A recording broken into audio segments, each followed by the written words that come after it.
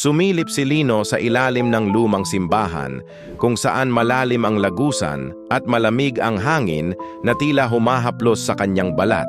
Naghahanap siya ng lumang gamit, ngunit napansin niya ang isang sarkofagong tila bago sa gitna ng alikabok at mga lumang buto.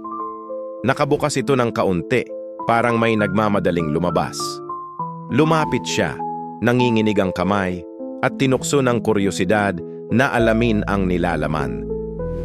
Sa sandaling sinilip niya ang loob, narinig niya ang mahihinang bulong. Parang may nagdarasal sa wikang hindi niya maintindihan, na unti-unting lumalakas. Biglang sumiklab ang lamig sa paligid at nagsimulang gumalaw ang takip ng sarkofago ng kusa. Humakbang siya paatras, pero natigilan.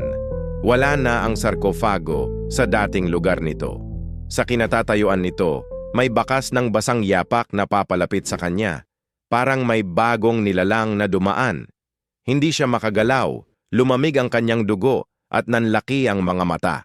Isang anino ang unti-unting lumitaw sa harap niya. Hugis tao, ngunit walang mukha, na parang walang kaluluwa. Naramdaman niyang may malamig na kamay na dumapo sa kanyang balikat, pilit siyang hinihila. Napalingon siya, ngunit siya na mismo ang nakahiga sa loob ng sarkofago, nakapikit at walang buhay. Ang mga bulong ay naging sigaw, at sa isang iglap, nagdilim ang lahat.